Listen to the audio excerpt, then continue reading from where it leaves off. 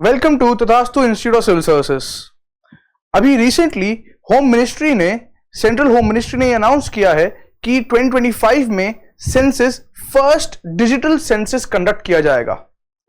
इसी के साथ न्यूज में फिर से एक बार डिबेट शुरू हो गई है relationship between NRC, NPR, census और सीए कि इन सब के बीच में क्या रिलेशनशिप है। और यही हमारा आज का टॉपिक भी है, that what is the relationship between these three exercises. In this discussion, we are going to start with the understanding of census, moving ahead with NPR, NRC, and then we'll understand the relationship between them, and then we'll connect NPR, NRC, and census with the Citizenship Amendment Act 2019. As always, I have also brought you a prelims question for practice. Without wasting time, let us directly begin with our topic, that is census. We'll first start with what is census. So, this is a statistic data that I have brought you to understand that how much cost is involved in conducting census. तो last time जब India में census हुआ था 2011 में, तो 2011 में की census में कुल खर्चा 22,000 करोड़ रुपए का खर्चा आया है। इसका मतलब यहां पे ये है कि और पर पर्सन 150 करोड़ की जनता को एस्टिमेट करने के लिए, काउंट करने के लिए इतना पैसा खर्चा जा रहा है, 22,000 मिलियन रुपीस। इस पे पर पर्सन 20 रुपए का तकरीबन खर्चा आता है। कुल मिला के कुछ 27 लाख लोग इन्वॉल्व हुए थे पूरे इंडिया में सेंसस काउंट करने के लिए। सिमिलरली 18 लैंग्वेजेस में, 16 लैंग्वेजेस में इसको कंडक्ट किया गया है। यह डेटा आप अपने मेंस एग्जामिनेशन में यूज कर सकते हैं। आप देख सकते हैं 2001 में सेक्स रेशियो 933 था और वही 2011 में इंडिया का सेक्स रेशियो इंप्रूव हो गया 940 हो गया है। नेक्स्ट टाइम जो 2025 में सेंसस होगा, you can then again estimate how much the sex ratio has been improved. Now let us see exactly what census is. ये तो अभी हमने आपको सिर्फ डेटा दिखाया, अब समझते हैं कि सेंसस एक्चुअली में होता क्या है। तो census what we say is a decennial counting of population. Decennial का मतलब है कि हर 10 साल में पॉपुलेशन को काउंट किया जाता है। और पॉपुलेशन को काउंट क्यों किया जा रहा है? पॉपुलेशन को काउंट किया जाता है ताकि government of India can form effective schemes and policies. They can get to know what is the age bracket, what is the gender, how many population is children, how many population is married, how many population is elderly. Similarly, what is the religion, what is the disability, how many people belong to SC or ST. Such data is trying to be collected so that effective policies, welfare schemes can be formed for the population by the government. Correct scheme बनाने के लिए यह पता होना चाहिए कि वो scheme कितने लोगों को बेनिफिट करेगी। कितने लोगों को बेनिफिट करने के लिए पहले पता होना चाहिए कि कंट्री में कितने लोग रहते हैं। कितने लोग रहते हैं कैलकुलेट करने के लिए हम सेंसस कंडक्ट करते हैं। सेंसस कंडक्ट किया जाता है अंडर सेंसस एक्ट 1948 और सेंसस कंडक्ट करता कौन है? The census commissioner of India. There is a person known as census commissioner of India under the census act 1948। कौन सी मिनिस्ट्री रिस्पॉन्सिबल है सेंसस करने के लिए? मैंने जैसे आपको शुरू में बताया, home ministry is responsible for conducting census. Census में 29 आइटम्स जैसे age, sex, marital status, children, ये सारी चीजें हम डिटरमाइन करते हैं, गवर्नमेंट डिटरमाइन करती है ताकि इफेक्टिव पॉलिसीज बना पाए। एक आपको मैं ये 7 शेड्यूल, इंडियन कॉन्स्टिट्यूशन के 7 शेड्यूल सब्जेक्ट 69 सेंसस के लिए पाया जाता है, जो यूनियन लिस्ट में आता है। यानी सेंट्रल गवर्नमेंट का ये डिस्क्रिशनरी पावर है, सेंट्रल गवर्नमेंट का ये डिस्क्रिशनरी पावर है कि सेंसस कब होगा और कैसे होगा। तो ये था 2011 में जो फॉर्म भरा गया था सेंसस का, उसमें ये 29 सब्जेक्ट्स पूछे गए थे। 29 सब्जेक्ट जैसे हम ऑलरेडी देख चुके हैं, मदर टंग और nature of work, class of work, कितना इकोनॉमिक एक्टिविटी है, कितना ट्रैवल करना पड़ता है, किस तरह का घर है, पानी आता है, ये सारी चीजें सेंसस में पूछी जाती हैं। Moving ahead with the next topic, that what is NPR. NPR का फुल फॉर्म क्या होता है? NPR is national population register. National population register क्या है? It is a list of all the people residing in India.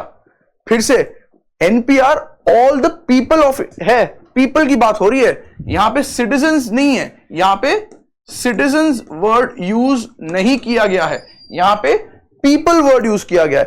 पूरे India में कितने लोग रहते हैं उसका एक रजिस्टर है, उसको बोलते हैं एनपीआर। एनपीआर में किन किन लोगों को शामिल किया जाएगा, किन किन लोगों को लिखा जाएगा, residents of a locality living there for at least 6 months, जो पिछले 6 महीने से रह रहे हैं, and are wishing and are continuing, have the plans to continue to stay there for longer period of time.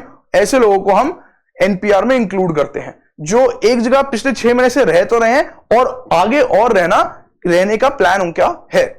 तो ऐसे सारे लोगों को हम एनपीआर में इंक्लूड करेंगे, चाहे वो इंडियन हो या किसी और नेशनैलिटी को, इससे फर्क नहीं पड़ता।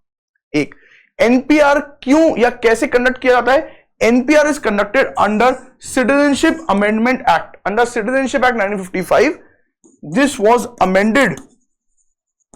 This was amended in 2003. Rules were made. In rules के तहत set of rules framed under the Citizenship Act 1955. So 2003 rules were made so that NPR can be conducted. India में पहली बार एनपीआर कब किया गया था? पहली बार एनपीआर 2010 में किया गया था। ये बात आपको एग्जामिनेशन पॉइंट ऑफ व्यू से याद रखनी है। First time in India NPR was conducted in 2010. Why was it conducted? Because it was set under the citizenship rules. Then it was also updated in 2015 कि कितनी पॉपुलेशन में, population count नहीं कर रहे हैं, उस पॉपुलेशन में कितने लोग इंडियन से कितने लोग फॉरेनर्स हैं, ये एक रजिस्टर बनेगा एनपीआर का। ये 2020 में एक सर्कुलर आया है जिसमें यह बताया जा रहा है कि सेंसस और एनपीआर हमेशा एक साथ करते हैं। Approve norms under different components for census and updation of NPR. ये हम आगे जाके फिर देखेंगे कि what is the relationship between census and NPR. Updation of NPR of India, census of India 2021 would be conducted in 2 phases। Census 2 phases में conduct किया जाता है। पहला फेज हाउस को काउंट करेंगे, कितने घर हैं, उसके बाद हम ये देखेंगे उन हाउसेस के अंदर कितने लोग रहते हैं, पॉपुलेशन क्या है। तो the NPR will also be updated along with house listing census. यानी आपको क्या समझना है इस सर्कुलर से, गवर्नमेंट के सर्कुलर से, कि एनपीआर की एक्सरसाइज एंड सेंसस की एक्सरसाइज एक साथ होती है। सेंसस तो हर 10 साल में होता है, उसी के साथ साथ एनपीआर की एक्सरसाइज भी हो जाती है। How is NPR being conducted? NPR is being done when the house listing exercise of census, phase 1 of census is done. phase 2 में population count करेंगे, phase 1 में हम houses count करते हैं। houses के साथ count करते हुए ही हम NPR की exercise भी complete कर लेंगे। नेक्स्ट टॉपिक पे आते हैं जिसको बोलते हैं व्हाट इज एनआरसी। एनआरसी गलत वर्ड है, हम हमेशा आपको न्यूज में एनआरसी बोलते हुए देखेंगे। एनआरसी की जगह एनआरआईसी है, national register of Indian citizens. So it is a registry of all the legal citizen. Citizen यानी अब जो सिर्फ इंडिया के लोग हैं। इस इंडिया के लोग में क्या है, सेक्शन 14। ये कब ऐड हुआ section 14? Section 14 was added by citizenship amendment act 2003। जैसे 2019 में अमेंडमेंट हुआ वैसे 2003 में अमेंडमेंट हुआ। इस अमेंडमेंट के अंदर section 14 was added which made it compulsory for the government for registration of every citizen of India and issue him or her national identity card. National identity card इशू करने के लिए it is important to maintain a register. And how to maintain a register? That register is known as NRC. Who is going to maintain the register? The register is going to be maintained by Registrar General of India. Registrar General of India, and this Registrar General of India is also working under the Ministry of Home Affairs. आपके लिए एक factual information जो आपको याद रखनी चाहिए वो ये कि रजिस्ट्रार जनरल ऑफ इंडिया और इसके साथ साथ सेंसस, जो अभी हमने पीछे देखा, सेंसस कमिश्नर ऑफ इंडिया, ये दोनों पोस्ट एक ही पर्सन होल्ड करता है। Government of India appoints the same person as the census commissioner of India, also as the registrar general of India. जब वो एनआरसी और एनपीआर कंडक्ट करता है तो वो रजिस्ट्रार जनरल ऑफ इंडिया होता है, जब वो सेंसस कंडक्ट करता है तो सेंसस कमिश्नर ऑफ इंडिया होता है। याद रखने वाली बात क्या है? याद रखने की बात यह है कि दोनों पोस्ट एक ही पर्सन होल्ड करता है। Also what you should remember is that census is done under census act 1948, लेकिन एनआरसी या NPR exercise is done under citizenship act 1955। तो दोनों के लॉज अलग अलग हैं, जिस बात की ध्यान आपको रखनी चाहिए। क्या इंडिया में कभी एनआरसी की एक्सरसाइज करी गई है? इंडिया के अंदर एनआरसी की एक्सरसाइज सिर्फ एक जगह करी गई है और वो है Assam. Informal government of India ने इनफॉर्मली बिना बताए 1951 सेंसस के साथ साथ ही एनआरसी असम में करा दी थी। उसको पहली बार फॉर्मली सुप्रीम कोर्ट ने बोला, a formal NRC process was carried out in Assam on the recommendation of the Supreme Court in 2013, जिसकी रिपोर्ट 2019 में सबमिट हुई है। एनआरसी की रिपोर्ट की असम में कितने लीगल सिटीजन ऑफ इंडिया रहते हैं।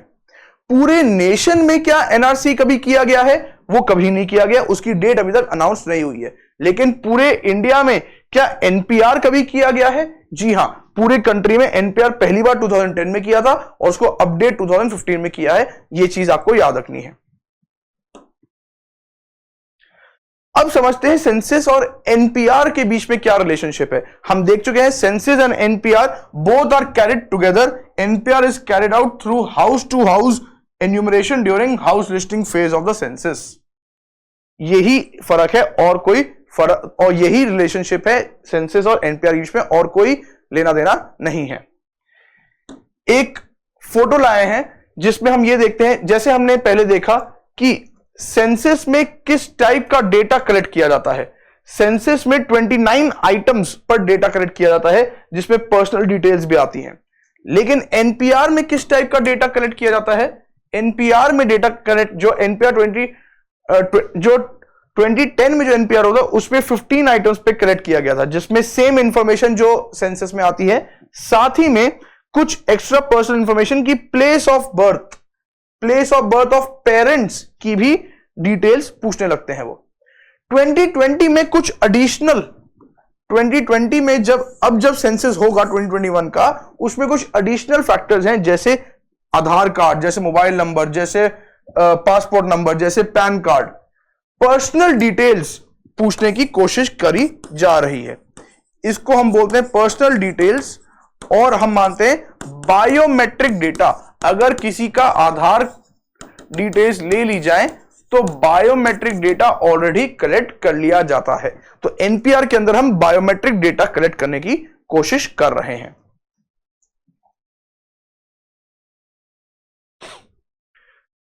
तो सेंसस और एनपीआर, सेंसस 1948 एक्ट से आया है, एनपीआर सिटीजनशिप रूल से आया है।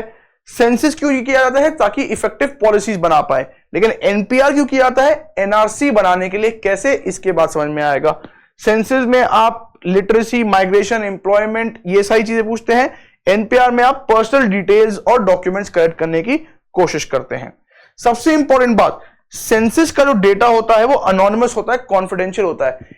इंडिविजुअल डेटा सेंसस में कभी भी लीक नहीं होता है। गवर्नमेंट कभी भी पब्लिश नहीं करती कि इस घर से कितने लोग आए, इनका क्या कास्ट है, इनका क्या रिलीजन है, इनका क्या सेक्स है। ना, पूरी कंट्री में कितना रिलीजन है, पूरी कंट्री में कितना कास्ट है, पूरी कंट्री में कितने जेंडर के लोग रहते हैं, ये डिटरमाइन करता है। लेकिन इंडिविजुअल डेटा कभी भी लीक नहीं होता है। लेकिन एनपीआर में इंडिविजुअल डेटा के बेसिस पे ही आपकी एनआरसी कंडक्ट करी जाएगी। तो नॉन कॉन्फिडेंशियल डेटा होता है जो आप एनपीआर में देते हैं, वो कभी भी पब्लिश किया जा सकता है। अब 2025 में जो सेंसस हो रहा है, ये उसी से रिलेटेड एक न्यूज़पेपर आर्टिकल है। फर्स्ट डिजिटल सेंसस किया जाएगा, mobile app for collection of data will be given. 2011 में लास्ट था। 2021 का सेंसस 2025 में होगा और उसका डेटा जो है वो 2026 में पब्लिश किया जाएगा। अब समझते हैं एनपीआर और एनआरसी के बीच में क्या रिलेशनशिप है। एनपीआर और एनआरसी के बीच में हम ये मानते हैं कि एनआरसी क्रिएट करने के लिए, एनआरसी समझने के लिए आपको एनपीआर पहले बनाना पड़ेगा। तो हम मानते हैं NRC is a subset of NPR. पहले एनपीआर किया जाएगा, उसी के बाद एनआरसी कंडक्ट किया जाएगा। So in the NPR exercise every district will have a population register in which the local registrar shall be taking in the details of the people. If any person, according to the local registrar, the citizenship whose citizenship is doubtful will be marked. According to the local registrar, it is on the discretion of the local registrar. If he or she is not satisfied, he or she can mark any person's citizenship as doubtful. जिस person की citizenship doubtful हो गई, उस person की वे further will be informed about it and will be given an opportunity in front of sub district registrar यानी SDM के सामने कि आपकी सिटीजनशिप डाउटफुल है, आप अपनी सिटीजनशिप को प्रूव कीजिए। Within 90 days, a final decision shall be taken whether to include them as citizen or to exclude them as foreigners. Within 90 days वो डिसीजन ले लिया जाएगा। पूरी कंट्री का एक फाइनल ड्राफ्ट रेडी होगा। उस फाइनल ड्राफ्ट में अगर कोई नाम इंक्लूडेड या एक्सक्लूडेड है, उसके अगेंस्ट भी एक करेक्शन का एक रिक्वेस्ट देने के लिए 30 days from the date of publishing का टाइम दिया जाएगा। So this is how NPR exercise will be conducted and after NPR this is how NRC will be. So the last draft will be known as the NRC, जो NPR में से ही निकल के आया है। एनपीआर में से निकल के कैसे आया है? पहले एनपीआर हुआ, उसमें से कोई भी सिटीजन कोई भी पर्सन जिसकी सिटीजनशिप डाउटफुल हो गई, उसको हमने डाउटफुल कर दिया। अगर उन्होंने नहीं प्रूव कर पाए तो वो फॉरेनर है, अगर उन्होंने प्रूव कर दिया तो सिटीजन है। जो सिटीजन है उनकी एक अलग रजिस्टर बन जाएगा जिसको बोलते हैं एनआरसी। जो फॉरेनर डिक्लेयर हो गए हैं वो फॉरेनर रहेंगे और वो एनआरसी के लिस्ट में उनका नाम नहीं आएगा। एनपीआर में नाम आएगा लेकिन क्योंकि वो वहां रह रहे हैं, लेकिन एनआरसी में नाम नहीं आएगा। एनआरसी की एक्सरसाइज करने में क्या क्या प्रॉब्लम आती है? सबसे पहली प्रॉब्लम आती है कि what is the surety, what is the guarantee of accuracy and fairness. इतने बड़े लेवल पे करने के लिए, पूरी कंट्री में करने के लिए एक्यूरेसी और फेयरनेस की दिक्कत है, क्योंकि हमने सोल डिसीजन लोकल रजिस्ट्रार को दे दिया है, डिस्क्रिशनरी दिया, तो आर्बिटरीनेस का काम का यूज हो सकता है, जिसकी वजह से वो किसी से भी अपने डिस्क्रिशन के बेसिस पे अपनी मन की मर्जी से किसी को भी इंक्लूड कर दे, किसी को भी एक्सक्लूड कर दे। Concerns about the data privacy and the potential misuse of democratic and biometric data can also exist. जैसे अभी हमने देखा कि एनपीआर का जो डेटा है वो नॉन कॉन्फिडेंशियल है, वो पब्लिश किया जा सकता है। सेंसस का डेटा पब्लिश नहीं होता है, but the data of NPR can be published. If the data of NPR can be published, then there are concerns of privacy. And finally, on such a large scale, significant logistical and administrative challenges will also exist. सबसे important बात जो है, सबसे important challenge जो NRC का है, वो citizenship amendment act 2019 से आता है। सिटीजनशिप अमेंडमेंट एक्ट 2019 ये बोलता है, जिसमें हम ये समझते हैं कि मान लेते हैं कि अगर एनआरसी या एनआरआईसी एक्सरसाइज करते समय दो रिजल्ट हैं, either someone is a citizen or someone is a foreigner. Someone is declared as a foreigner. If the foreigner has valid visa, such a person is considered as a legal immigrant. However, if does not have no valid visa, if the person cannot justify, if the foreigner cannot justify his or her entry into the country, then such a person is considered as illegal immigrant. And what do we do with illegal immigrant? We can either deport them to their home country, and if we are not deporting them to their home country, we will put them in jail. अब Citizenship Amendment Act 2019 बोलता है कि all the non-Muslim communities like Hindus, Sikhs, Buddhists, Jain, Parsis and Christians, ये छह religions जो पाकिस्तान, अफगानिस्तान और बांग्लादेश से आए हैं, यानी 3 कंट्रीज से आ रहे हैं, और बिफोर 31 दिसंबर 2014 से आ रहे हैं, एक डेट, इस डेट से पहले आ रहे हैं. So any person who belongs to any of the 6 religions is coming from any of the 3 countries and is coming before this date, such a person shall not be considered as illegal immigrant and be granted citizenship. ऐसे person को हम citizenship दे देंगे, चाहे वो illegal immigrant हो भी तब भी, चाहे वो तारों के नीचे क्यों ना आ रहा हो, चाहे वो बिना वैलिड वीजा के क्यों ना आ रहा हो, फिर भी हम उसको इलीगल इमिग्रेंट नहीं मानेंगे और हम उसको सिटीजनशिप दे देंगे. और अगर वो सिटीजन बन जाएगा तो प्रॉब्लम यहां पे आती है कि जो एनआरसी के अंदर जो फॉरेनर है वो मुस्लिम भी हो सकता है और वो नॉन मुस्लिम भी हो सकता है. अगर वो नॉन मुस्लिम है, अगर वो इन 6 कम्युनिटीज को बिलोंग करता है तो उसको इलीगल इमिग्रेंट होने के बाद भी सिटीजनशिप मिल जाएगी. लेकिन अगर कोई मुस्लिम कम्युनिटी को बिलोंग करता है तो इलीगल इमिग्रेंट होने के बाद भी उसको सिटीजनशिप नहीं मिलेगी और फिर या तो वो डिपोर्ट किया जाएगा या फिर उसको जेल में डाल दिया जाएगा. सबसे बड़ा चैलेंज सिटीजनशिप अमेंडमेंट एक्ट और एनआरसी का ये है. सिटीजनशिप अमेंडमेंट एक्ट से किसी की सिटीजनशिप नहीं छीनी जाएगी, वो सिटीजनशिप देने का तरीका है. लेकिन एनआरसी के साथ जब आप उसको देखेंगे, then NRC will provide who all are the illegal, who all are not the citizens and who is not a citizen. If he or she belongs to a non-Muslim community will be granted citizenship. If does not belong to non-Muslim community will be taken away and will be deported or sent to jail. I hope आपको NRC, CA, NPR और census के बीच में relationship समझ में आ गया हो. इसी के साथ हम अपने वीडियो के लास्ट टॉपिक पे आते हैं जो एक प्रैक्टिस क्वेश्चन है. मैं चाहूंगा कि आप इस क्वेश्चन का आंसर हमें कमेंट सेक्शन में दे. तब तक के लिए जुड़े रहिए हमारे साथ एक और इंटरेस्टिंग वीडियो के लिए. तब तक के लिए थैंक यू.